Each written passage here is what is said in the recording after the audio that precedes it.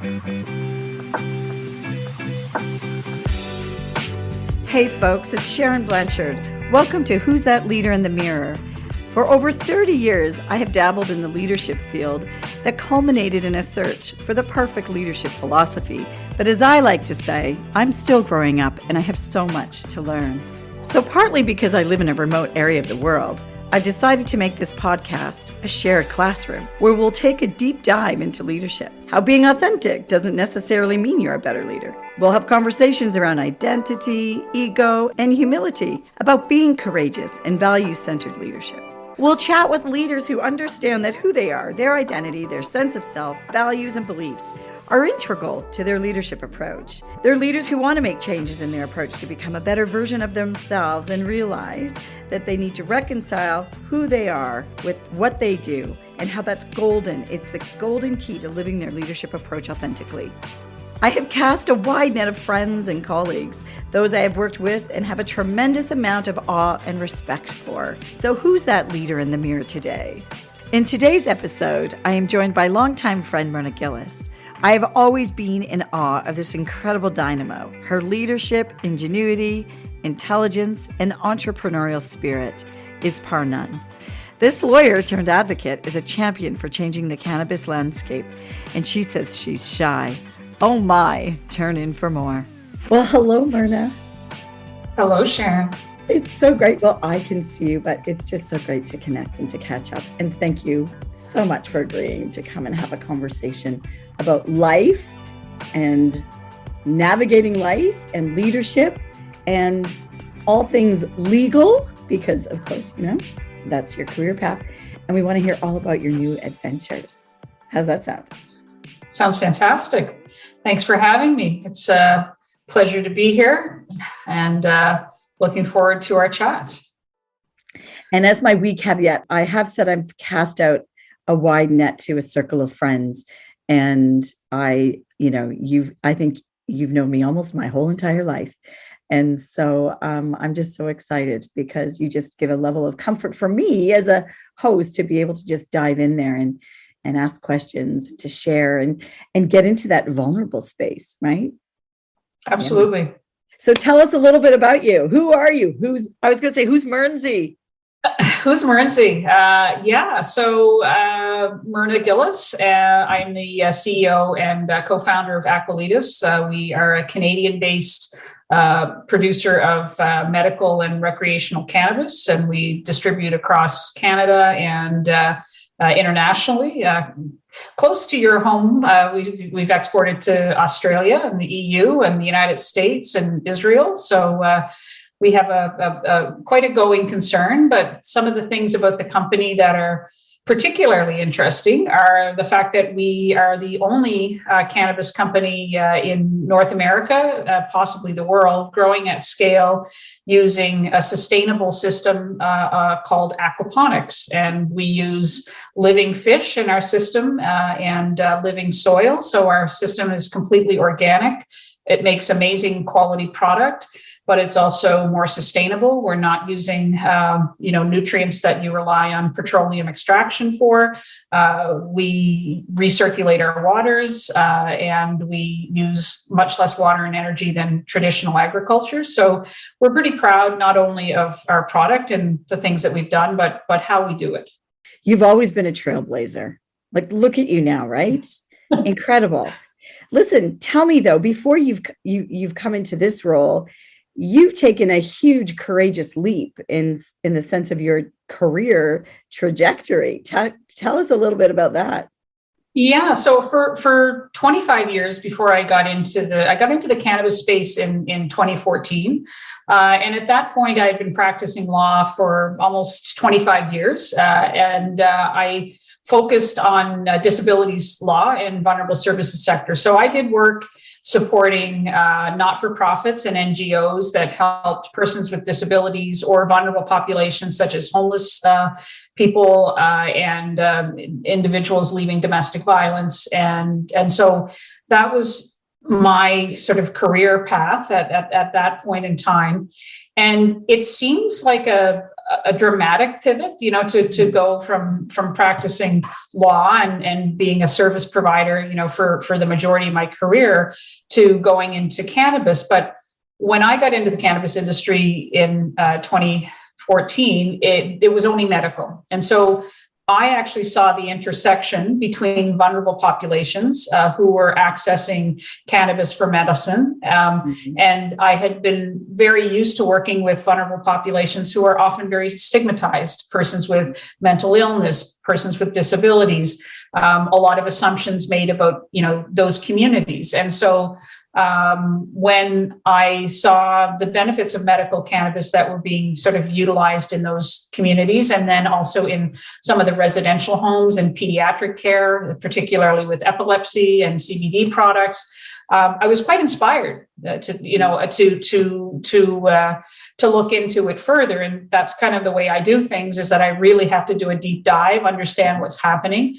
And I did that. I took a deep dive. I was at a point in my career, Sharon, I was 48 years old. I thought, I have a second act, and might even have a third act, but you will. I can't wait to see the third act.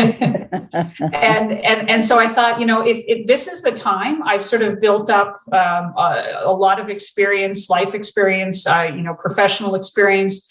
And I had a pretty eclectic network of people that I'd come across in those 48 years. And so what I thought I would do is I said, I knew I couldn't do it alone. So you always need a team, you always need to have shared passion and values, to move anything forward. And so I went to my network of people that I trusted, and good people that were motivated by similar things that I was.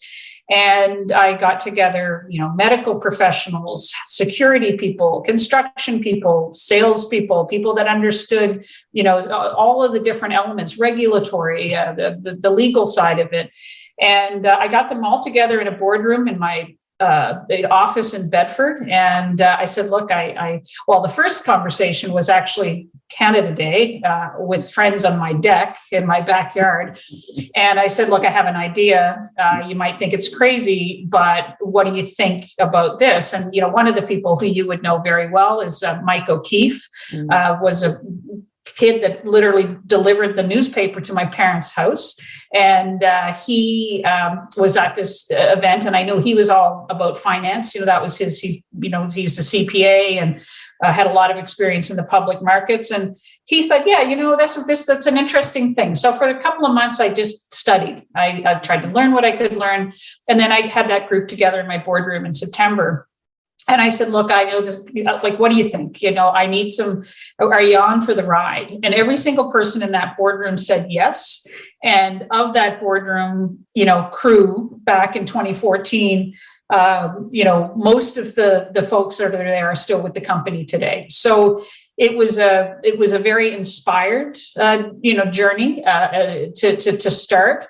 But it took a lot of twists and turns. It's a real roller coaster industry that I'm in.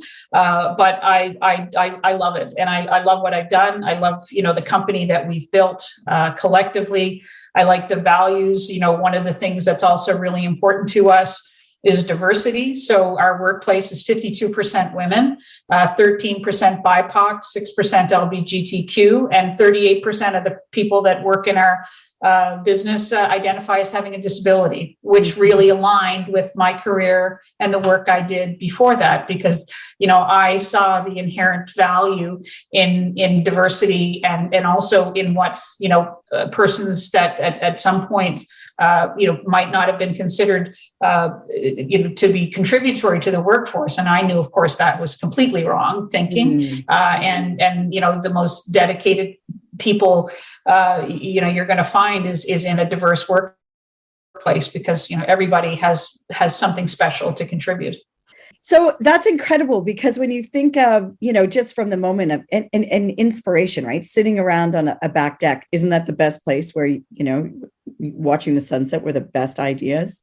Absolutely. Right. And making that come to fruition. and, and having the ability to do that, right? And the challenges, the leadership challenges that come along with that. Tell us a little bit about some of the bumps in the road and how you navigate it. Yeah. So, I think first of all, one of the things that this industry certainly initially required was an incredible amount of capital. So I would have raised non-brokered over $35 million just to start the company and to get it operating. And so you have to remember, finance and that world was not my background. And so what we did, and I'll tell you a sort of an interesting story, is we how a little encouragement can go a long way. So we were in 2017 just getting ready to sort of do the build out of our facility, which was a retrofit of an existing building that was in the old Bowater Mercy site. And to give your listeners a little color on that, that was a very large pulp and paper. It was a paper, they manufactured paper for the Washington Post in a little rural Nova Scotia community outside of Liverpool. And they had a closure due to obviously, digitization and the less newsprint being needed and the decline of the pulp and paper industry overall in Nova Scotia. And so we thought this was also an opportunity to reinvigorate some economic development in a rural area that really had been crushed by the loss of its largest employer. So we went down into that area and we were about to raise the money that we needed to start this process. And I have, the two things that come from it is that initially as a lawyer and as a woman, I actually never did a lot of networking. I kind of believed in the theory of abundance, and I worked hard, and the referrals just came from the work, and that is how my entire sort of career evolved. And so I realized that I lacked the capacity, or my perception that I didn't know how to network and fundraise. And so the first place that I went was a conference, and I talked to Mike, and I said, look, I know we don't have a lot of money, but there's this networking conference down in Denver, Colorado, called Women Grow. It's a women's networking. And I thought this would be a really safe spot for me to have my launching, because capital raising is very male dominated generally, and disproportionate numbers of CEOs and executives are men. And so I thought this will be a good start. So I got there, and what was interesting about it is I was really struck by the level of confidence that a lot of these young people had that were there, or my perception of confidence. Mm-hmm. I feel a little differently now. There's a difference between quiet confidence and maybe a little bravado, but you need a little of that too sometimes.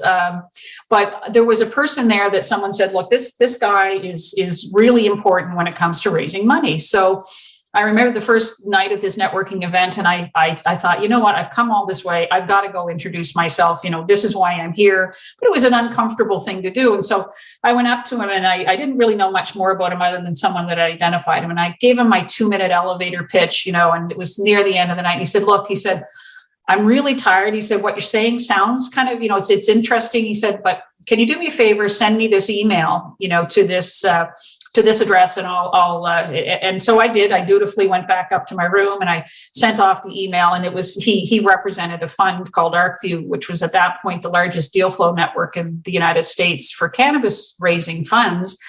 And I sent off the little application, and I never thought another thing of it, Sharon. That was it. I went to the conference, got back home, nothing came of it. So I'm clearing out my junk mail, and I see this email that he wanted to have coffee with me while I was down in Denver. And I'm like, I missed it. And then his assistant reached out twice. And then a third time, another person reached out. And then I'm mortified. Like, this is not Annie Kanish of me, right? I mean, we're not rude people. We would get back to people promptly.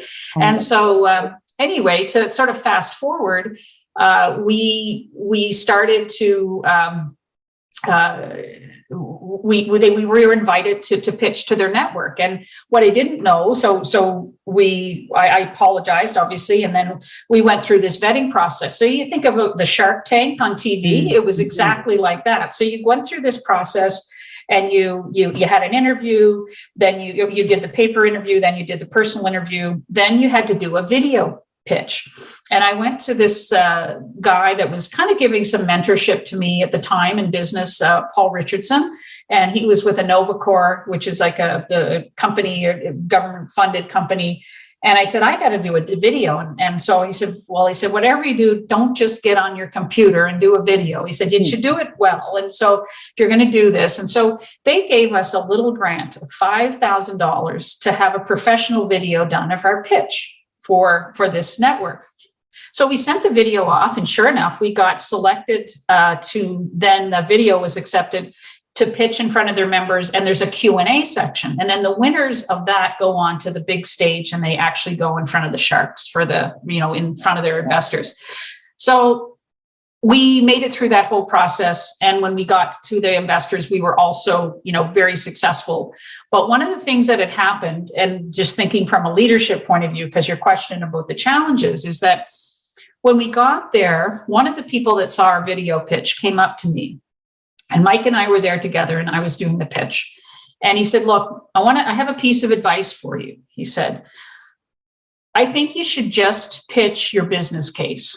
Don't talk about women leadership. Don't talk about the disabilities. Don't talk about your work with veterans. Just talk about your what's the bottom line? You're going to be a really profitable business. And that's what people want to hear about.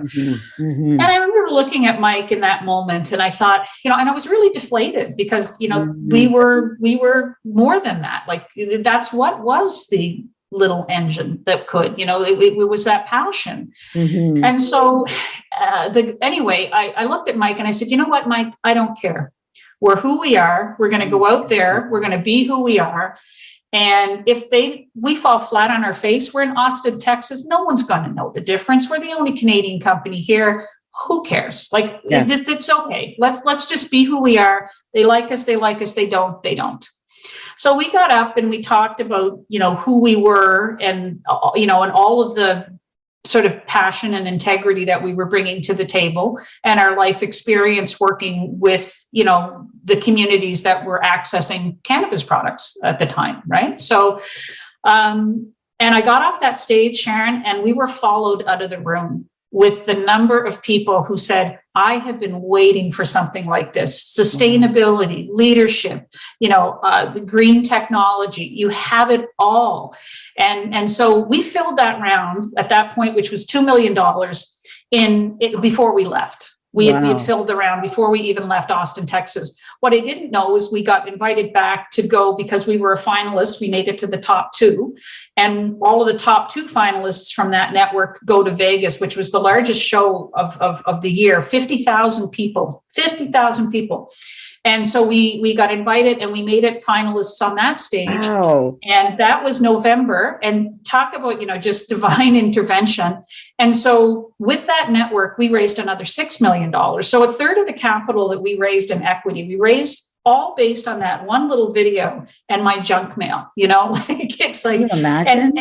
I can't imagine, if I didn't go to that conference, if I didn't have, the courage to go up and talk to that person that I would not otherwise have done, it would have been, it could have been a very different thing. Yeah. So it was just really, such an incredible experience to have that. And so the some of the bumps in the road, obviously I'm very involved in the leadership of the cannabis industry. So I'm on the Canadian Cannabis Council, and I'm also the chair of the Nova Scotia Association of Standard LPs. And I also work on an advisory board in the U.S. for federal legalization of cannabis on a federal level. So my advocacy as a lawyer, and I mean, you've known me, I've always been, sort of an advocate of sorts. So I really got to channel that energy as well. But the challenges that are facing my industry, is we have an exceptional regulatory burden when it comes to fees and taxes and administrative fees and regulatory fees, and up to 78 cents of every cannabis dollar in Canada can go to some level of government between the province and the feds. So it's really been very difficult to be successful in that kind of an environment. And we're a bit of an outlier. I mean, we're not immune to those challenges. We've experienced them. It's also hard to get capital. It's hard to go to the bank and raise money as a cannabis company. And it's hard, there's been pricing compression, and there's been a lot of just endemic issues in the industry. But I'm a true believer in cannabis as medicine. I'm a true believer in cannabis as a much lower risk profile product for people using it recreationally to things like alcohol or tobacco. It's simply not as dangerous. There's no toxicity with it. You can't die from an overdose of cannabis. It aligns with our endocannabinoid system, which every single one of us has, bodies in our brains, and there are receptors in our brains and bodies that it literally are lock and key with cannabis. So, for me, it's despite the challenges. So, the personal challenges, the sacrifices that you make, I still love what I do, and I still love my team, and I love the work that, we've accomplished together, which has been, incredible. Like, we were Canada's Grower of the Year in 2020. We won the Cannabis Cup this year, which is like the Stanley Cup of cannabis in our industry. We won Best Social Good Impact campaign. So for corporate social responsibility, we did a Be True to You campaign where we did a multicolored gummy pack and aligned with LGBTQ plus communities over Pride months between June and September, raised the profile of community leaders and stuff like that. So I just have to interrupt you, because listening to you, and when I think back, like when you first started to talk about this, and you were talking about confidence and not having the confidence and the quiet confidence and not a networker, and I'm listening to all of the accolades and all of the the wins, right? And you've always been a pioneer. You're a pioneer. And look what you're trailblazing in this industry and changing the world, right? And so, like, two things. Like, I never would have ever imagined you say that you're not a networker, because I've seen you in action and a natural leader. And so I find that incredible. So I want to just unpack that in a second. And the other thing is, the fluffy stuff. I don't know if it's because we're female or if it's because we're in such a capitalistically driven, transactional business world where, your advice that you receive to take out the fluffy stuff and just deal with the bottom line, like, bloody hell. Thank God you have the courage and the vulnerability to put yourself in that space to stick to your guns on that and not take it away and have that as part of your story, because it is who you are. And so much of my research is about identity, right? Who we are, and sticking to who you are and being that person in all things. And you walk the walk, right? That's amazing. That's absolutely incredible. So tell me a little bit about, we talked a little bit before about confidence and self-esteem. Yeah. So I think for me, so for me, I was always a very confident advocate. Like, it is a very different thing for me to go out and fight for you. Like, when I was a lawyer and I did litigation, or when I was representing and doing advocacy for the communities that I represented, it was so easy for me to get up there and stand proud and tell your story for you. The shift in this is that no longer was I out in front saying, believe in them. I was out there saying, believe in me, give me $35 million of your hard-earned money and trust that I am going to be a good steward of your trust and confidence. And, and the difference with my situation too, is that, I think when you talk about the transactional nature of business in many respects, the traditional route, like even if you look at publicly traded companies, there is a veneer, the same way with social media, of an anonymity between you and the people who are supporting you or who are scrutinizing you. And so that veneer also, I think, takes away a level of personal accountability. And so if you think about traditional transactional business, there's a level of personal accountability that is missing.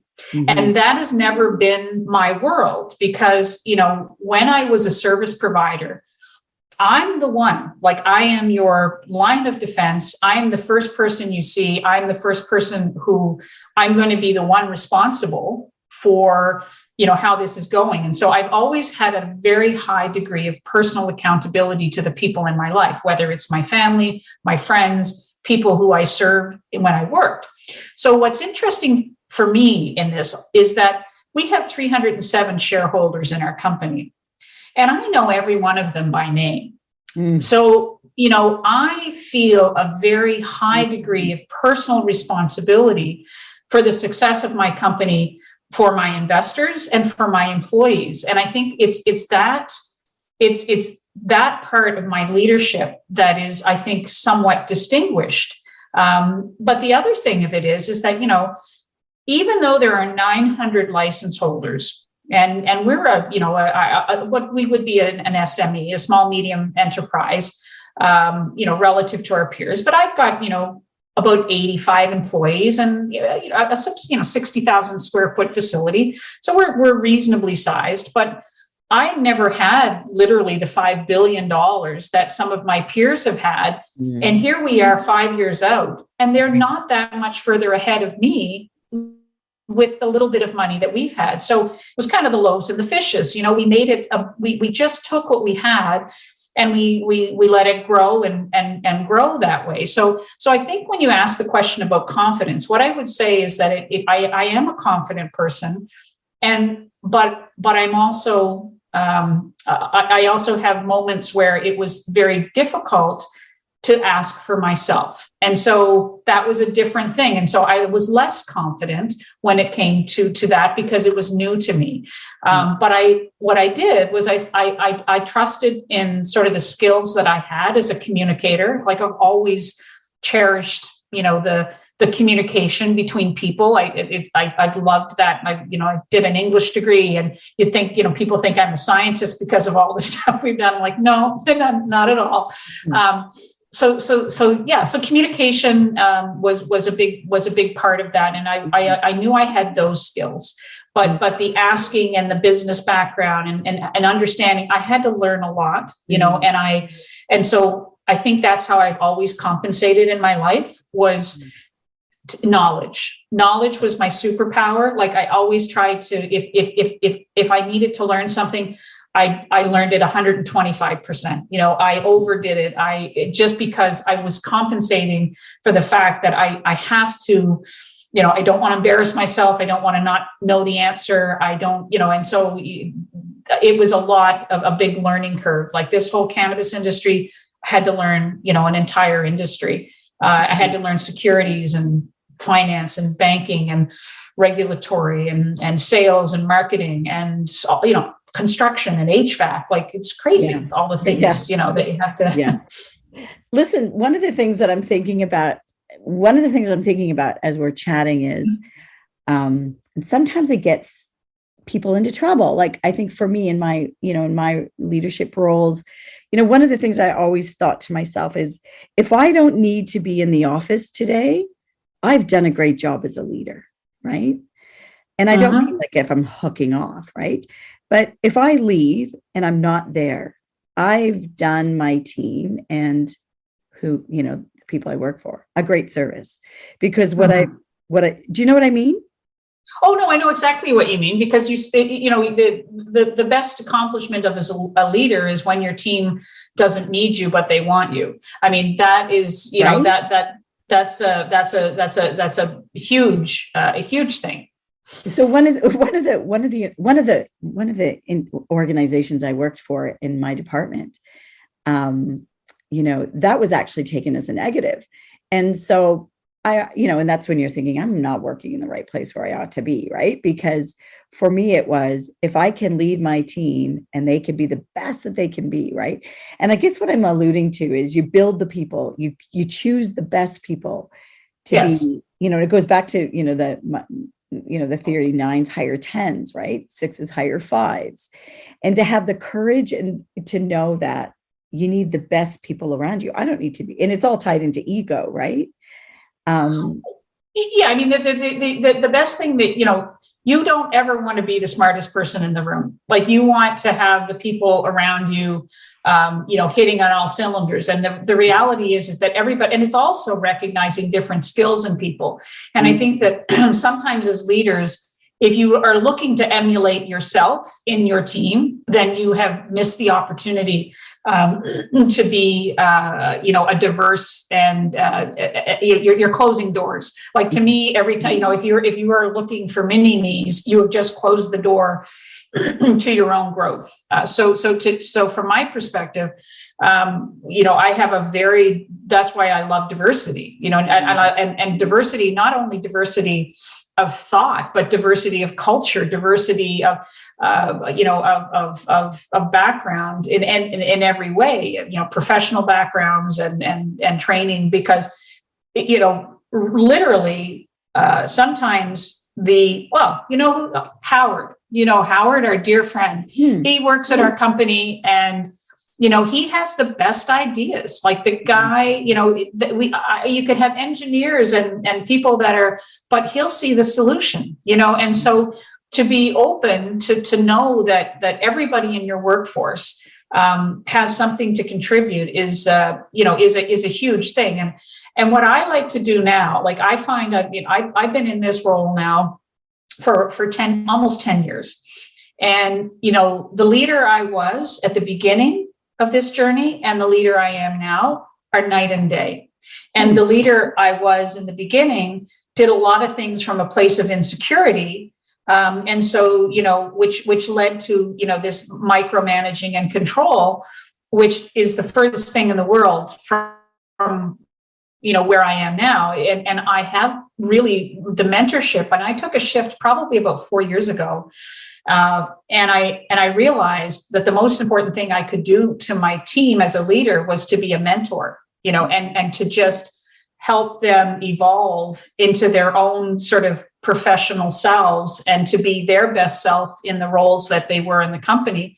And if they weren't in the right roles, shifting up the seats on the bus, because I realized that I was more of an orchestra leader than I was, anything else. And now, like, but people like to see their leaders, though, too, Sharon. Like, this is, and there's a difference between saying, look, it's a great day when I'm not needed to be there. And I think that that's true. But what I've also come to realize is that there is a comfort that people have when their leadership is present. It's a confidence that it brings to the team.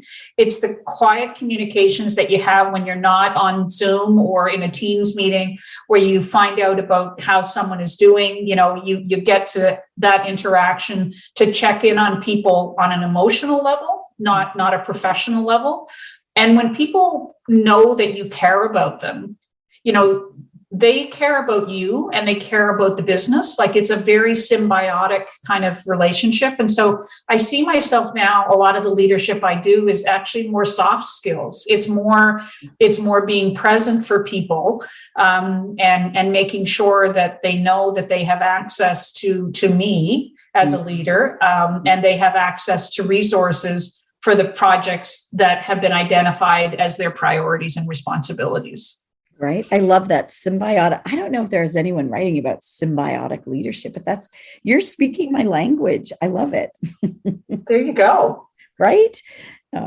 Well, listen, we came from the same environment. I'm sure that there is something to be said about that. Like, I think that this is why our team, and like, I look at Mike, like, I trust Mike literally with my life, like, this is, we all are deeply, engaged in each other's success and each other's wellness and their well-being.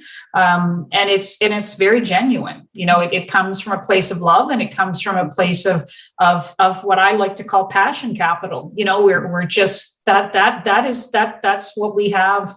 That's really keeps you together, because when the times are tough, and there's been more tough days in my industry in the last 18 months, it's like that roller coaster. And if you don't have that cohesion, your team will fall apart. This is the best classroom ever. I call this my classroom, right? It's fantastic. Oh my goodness. So many things to talk about. Listen, I think we're going to have to do like a part B, because we're just getting into it. Yeah, sure. Any kind of closing comments or thoughts? I think that from a leadership perspective, I think that the best thing that you can do is trust yourself.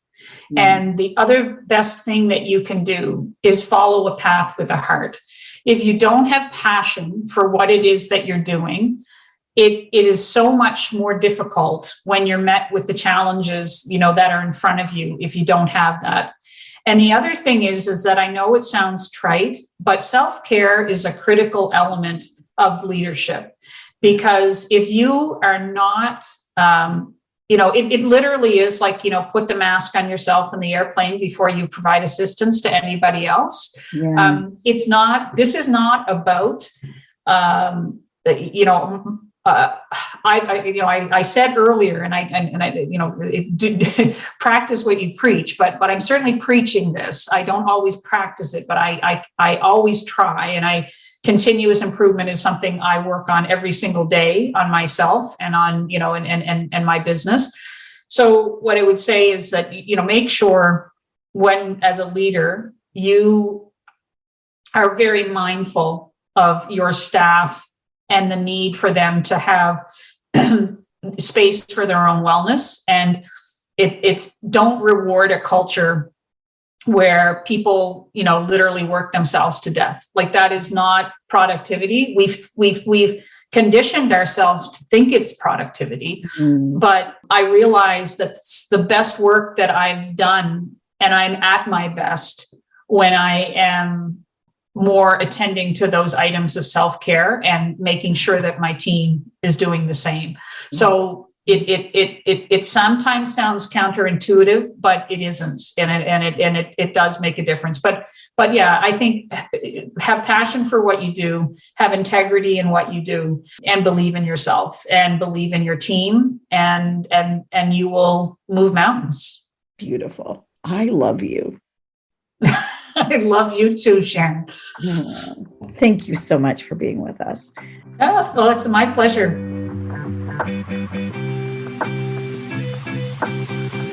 Thanks, Myrna, for joining us today. And you said you were shy. I never would have believed it.